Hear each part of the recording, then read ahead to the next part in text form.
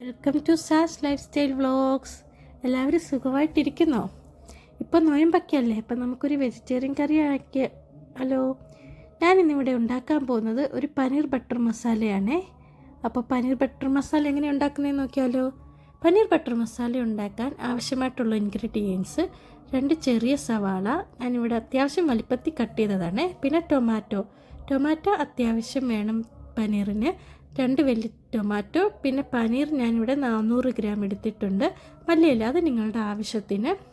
പിന്നെ കുറച്ച് കാഷ്യൂനട്ട്, ഗ്രാമ്പു, പട്ട, ഏലക്ക, ഒരു ബേ ലീവ്സ്.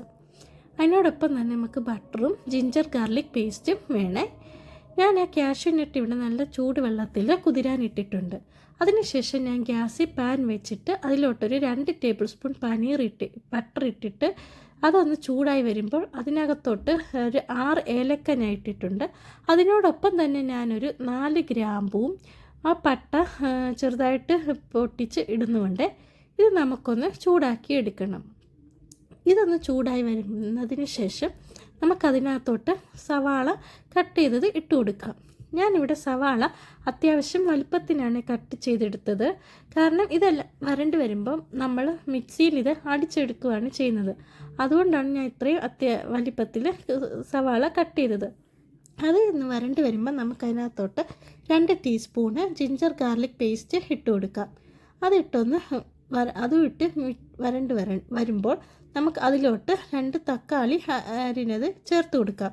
തക്കാളി ഞാനിവിടെ അത്യാവശ്യം വലിപ്പത്തിന് 2 എണ്ണമാണ് എടുത്തിട്ടുള്ളത്. തക്കാളി ഇട്ട് കുറച്ച് ആയി വരുമ്പോൾ നമുക്ക് അതിനകത്തോട്ടൊരു 1/2 ടീസ്പൂൺ ഉപ്പ് ചേർത്ത് കൊടുക്കാം. ഉപ്പ് നമുക്കിപ്പോൾ ഇത്ര ഇട്ടിട്ട് പിന്നെ നമുക്ക് വേണമെങ്കിൽ ഇട്ട് കൊടുക്കാം. അതെല്ലാം ഇട്ട് നന്നായിട്ട് വരണ്ട് വന്നതിന് ശേഷം നമുക്കതൊരു മിക്സിയിൽ അടിച്ചെടുക്കണം. അടിച്ചെടുത്തതിന് ശേഷം വീണ്ടും ഞാൻ ആ പാൻ എടുത്തിട്ട് അതിനകത്തോട്ട് ബട്ടർ ഇട്ടിട്ട് ബട്ടർ ചൂടായി വരുമ്പം അതിനകത്തോട്ട് ഞാൻ ബേ ലീവ്സ് ഇട്ടിട്ടുണ്ട്. ബേ ലീവ്സ് ഇട്ട് അതൊന്ന് ചൂടായി വരുമ്പോൾ ഞാൻ അതിനകത്തോട്ട് 2 ടേബിൾ സ്പൂൺ കാശ്മീരി മുളക് പൊടി ഇട്ടിട്ടുണ്ട്.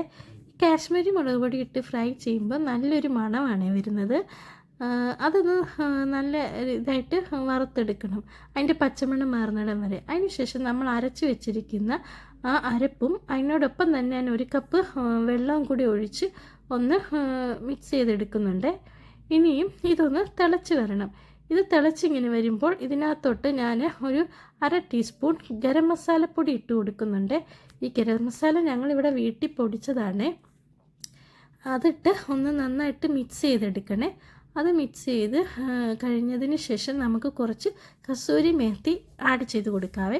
കസൂരി മേത്തി ആഡ് ചെയ്യുമ്പോൾ അത് കയ്യിലെടുത്തിട്ട് നന്നായിട്ട് ഇങ്ങനെ തിരുമ്മി പൊടിച്ച് ചേർക്കണേ കറിയിൽ.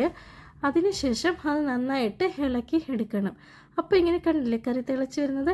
ഈ സമയത്ത് നമുക്ക് അതിലോട്ട് പനീർ ഇട്ട് കൊടുക്കാം. പനീർ ഇട്ടതിന് ശേഷം ഒരു 4-5 മിനിറ്റ് നമുക്ക് കറി തിളപ്പിച്ച് എടുത്താൽ മതിയേ. അത് കൂടുതൽ നേരം ഇരിക്കണ്ട. അതിന് ശേഷം നമുക്ക് അതിനകത്തോട്ട് ഞാൻ ഉപ്പ് നോക്കിയപ്പോൾ ഉപ്പ് കുറച്ച് കുറവായിരുന്നു. അപ്പം ഞാൻ വീണ്ടും ഉപ്പ് ആഡ് ചെയ്തിട്ടുണ്ട്. അതിനുശേഷം ഞാൻ അതിനകത്ത് കുറച്ച് മല്ലിയില ഇട്ട് ഒന്ന് ഇളക്കിയെടുക്കുന്നുണ്ട്. അങ്ങനെ അതിങ്ങനെ കണ്ടില്ല തിളച്ച് വന്നത്.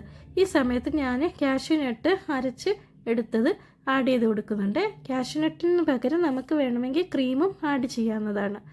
അതിനുശേഷം നന്നായിട്ട് ഇളക്കി ഒന്ന് തിളച്ച് വരുമ്പോൾ നമുക്ക് ഗ്യാസ് സ്റ്റവ് ഓഫ് ചെയ്യാം. അങ്ങനെ പനീർ ബട്ടർ മസാല ഇവിടെ റെഡി ആയിട്ടുണ്ടേ.